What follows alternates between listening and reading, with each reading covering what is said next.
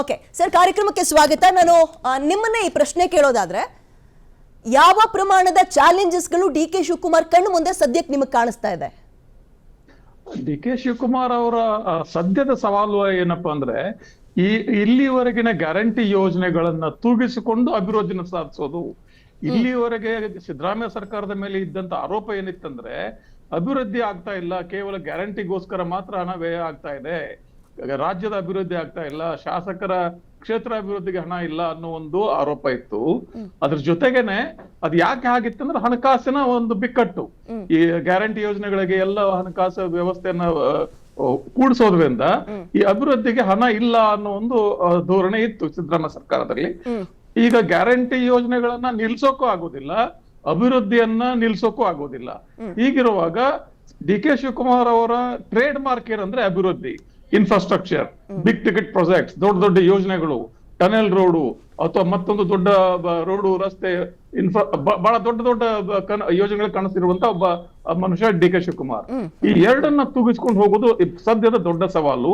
ಅದು ಆಡಳಿತಾತ್ಮಕವಾಗಿ. ರಾಜಕೀಯವಾಗಿ ಈಗ ಸಂಪುಟದಲ್ಲಿ ಯಾರ್ಯಾರು ಇರ್ಬೇಕು, ಯಾರ್ಯಾರು ಇರ್ಬೇಕಾಗತ್ತೆ, ಸಿದ್ದರಾಮಯ್ಯನವರ ಬಣದವರ ಎಷ್ಟು ಜನ ಇರ್ತಾರೆ, ಆ ಸಿದ್ದರಾಮಯ್ಯ ಅವರ ಬಣವನ್ನ ಹೇಗೆ ಮ್ಯಾನೇಜ್ ಮಾಡೋದು, ಜೊತೆಯಲ್ಲಿ ಈ ಕೆಪಿಸಿ ಅಧ್ಯಕ್ಷರ ಹುದ್ದೆ ಹೇಗೆ ಇರ್ತದೆ, ಕೆಪಿಸಿ ಅಧ್ಯಕ್ಷ ಜೊತೆಯಲ್ಲಿ ಮುಖ್ಯಮಂತ್ರಿಗಳ ಒಂದು ಸಂಬಂಧ ಹೇಗೆ ಇರ್ತದೆ, ಅದೆಲ್ಲವೂ ಕೂಡ ಸದ್ಯದ ಸವಾಲುಗಳಲ್ಲಿ ನಾನು ನೋಡ್ತೇನೆ. ಬಟ್ ಎನಿವೇಸ್ ಇದೆಲ್ಲವನ್ನು ತೂಗಿಸೋದಕ್ಕೆ, ಸಾಧಿಸೋದಕ್ಕೆ ಬಹಳ ರೀಸನೇಬಲ್ ಅಮೌಂಟ್ ಆಫ್ ಟೈಮ್ ಅಂತ ಹೇಳ್ತೀವಿ ನಾವು, ಅದಿದೆ. 2 ವರ್ಷ ಟೈಮ್ ಇದೆ. ಅದನ್ನ ನಿಭಾಯಿಸಬಲ್ಲಂತ ಸಾಮರ್ಥ್ಯನೂ ಕೂಡ ಇದೆ ಅಂತ ಅನ್ಕೋತೇನೆ ಡಿ ಕೆ ಶಿವಕುಮಾರ್ ಅವ್ರ ಹತ್ರ. ಯಾಕಂದ್ರೆ is a very very capable and trouble shooter. Basically is a trouble shooter. ಯಾವುದೇ ಸವಾಲು ಬಂದ್ರು ಕೂಡ ಅದನ್ನ ಎದುರಿಸಬಲ್ಲಂತ ಒಂದು ಸಾಮರ್ಥ್ಯ ಇರುವಂತ ನಾಯಕ ಅವರು. ಎಸ್ ಸರ್, ನಾನು ನಿಮ್ಮ ಹತ್ರ ಬರ್ತೀನಿ. ಪುರಾಣಿಕ್ ಸರ್, ಅಂದುಕೊಂಡಿದ್ದನ್ನ ನನ್ನ ಸಾಧಿಸ್ಬಿಟ್ಟೆ ಅನ್ನುವ ಜೋಶ್ನಲ್ಲಿ ಇರುವಂತಹ ಸಮಯ ಎಷ್ಟು ಅವರಿಗೆ? ಅಂದ್ರೆ ನಾನು ಅಂದ್ಕೊಂಡ್ನಲ್ಲ, CM ಆಗ್ಬಿಟ್ನಲ್ಲ, ಅಷ್ಟೊಂದು ಕೇಕ್ ವಾಕ್ ಇನ್ ಮುಂದಕ್ಕೆ ಅವರಿಗೆ ಅಂತ. ಹಾಗೆ ನನ್ನ ಚಾಲೆಂಜಸ್ ಬಗ್ಗೆ ನಿಮ್ಮ ಹತ್ರ ಕೇಳೋದಾದ್ರೆ, ಮೊದಲಿಗೆ ನಮ್ಮ ಮಿತ್ರರಾದ ಬಸವರಾಜ್ ಯತ್ನಾಳರು ಹೇಳಿದ್ದನ್ನು ನಾನು ಸಂಪೂರ್ಣವಾಗಿ ಅನುಮೋದಿಸಿ, ಅವರು ನನ್ನ ಅನೇಕ ಅಭಿಪ್ರಾಯಗಳನ್ನು ಹೇಳಿದ್ದಾರೆ. ಯಾಕಂದರೆ ಅವ್ರಿಗೂ ಕರ್ನಾಟಕದ ಚಿಂತನೆ ಅಂತಕ್ಕಂಥದ್ದು ಪ್ರಧಾನವಾದದ್ದು. ಮತ್ತು ಶಿವಕುಮಾರ್ ಅವರ ಅದೃಷ್ಟವನ್ನು ಕುರಿತು ಅವರು ಹೇಳಿದ್ದಾರೆ, ಕನಸುಗಳು ಅಂತ. ಸೊ ನೀವು ಕೇಳಿರ್ತಕ್ಕಂಥ ಪ್ರಶ್ನೆ, ಶಿವಕುಮಾರ್ ಅವರಿಗೆ ಇದೊಂದು ಜೀವನದಲ್ಲೇ ಒಂದು ದೊಡ್ಡ ಅವಕಾಶ. ಯಾಕೆಂದರೆ ಅವರು ರಾಜಕೀಯವನ್ನು ಉದ್ದೇಶಪಟ್ಟೆ ಆ ರಾಜಕೀಯದಲ್ಲಿ ಪ್ರವೇಶ ಮಾಡಿದರು, ಯುವ ನಾಯಕರಾಗಿ, ಕಾಂಗ್ರೆಸ್ಸಿನ ಕಾರ್ಯಕರ್ತರಾಗಿ. ಅದರಿಂದ one of the most dedicated and devoted Congress man ಅಂತಕ್ಕಂಥದ್ದು ಅದರಲ್ಲಿ ನಿಶ್ಚಯ. ಇಡೀ ಭಾರತದಲ್ಲೇ ಈ has become a role model. ಅಂದರೆ ಅವರ ನೆಗೆಟಿವ್ ಕ್ವಾಲಿಟೀಸು ಮತ್ತು ಹಿಂದಿನ ಇತಿಹಾಸ ಅವೆಲ್ಲ ತಗೊಂಡ್ರೆ ಈ ಋಷಿ ಮೂಲ, ನದಿ ಮೂಲ ಅಂತಾರಲ್ಲ, ಆ ರೀತಿ ಚರ್ಚೆ ಮಾಡೋದು ಅನಗತ್ಯ. Success has many fathers, failure is an orphan. But Shivakumar ಇವೆರಡನ್ನೂ ಗೆದ್ದಿದ್ದಾರೆ. ಅದರಿಂದ ಅವರು ಎಲ್ಲ ರೀತಿಯ ಅನುಭವ, ಏನು ರಾಜಕಾರಣಿ ಅವರಿಗೆ ಏನು ಸ್ಥಾನಗಳು ಸಿಗಬೇಕು, ಮತ್ತು ಅವರನ್ನು ವಿರೋಧಿಸ್ತಕ್ಕಂಥವರು ಅವ್ರ ಷಡ್ಯಂತ್ರಗಳಿಗೆ ಅಥವಾ ಇವರೇ ಸ್ವಯಂಕೃತ ಅಪರಾಧವನ್ನು ಮಾಡಿ ಅನೇಕ ಸವಾಲುಗಳನ್ನು, ಸಮಸ್ಯೆಗಳನ್ನು ಎದುರಿಸಿ ಹೊರ ಬಂದಿದ್ದಾರೆ, ಫಿನಿಕ್ಸ್ ಥರ.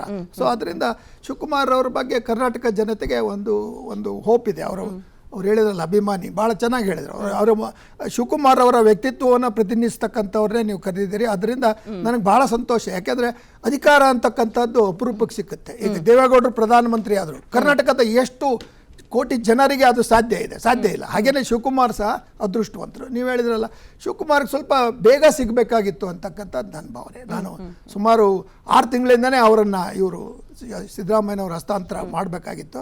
ಸಿದ್ದರಾಮಯ್ಯನವರು ಒಂದು ರೀತಿಯಲ್ಲಿ ಅವರ ಗುಂಪುಗಳ ಒತ್ತಡದಿಂದಾಗಿ ಅವರು 6 ತಿಂಗಳು ಅದನ್ನು ತಳ್ಳಿದರು. ಬಟ್ ಸಿದ್ದರಾಮಯ್ಯನವರು ವೈಯಕ್ತಿಕವಾಗಿ ನನಗೆ ಗೊತ್ತಿರೋದ್ರಿಂದ ಅವ್ರು ಆ ರೀತಿ ಇಲ್ಲ. ಅವರೊಂಥರ ಗಿವ್ ಆ್ಯಂಡ್ ಟೇಕ್ ಸ್ಪಿರಿಟ್ ಅವರು. ಯಾಕೆಂದರೆ ಅವರೂ ಒಂದು ರೂರಲ್ ಬ್ಯಾಕ್ಗ್ರೌಂಡಿಂದ ಹಂಬಲ್ ಆಗಿ ಮೇಲೆ ಬಂದಿದ್ದಾರೆ.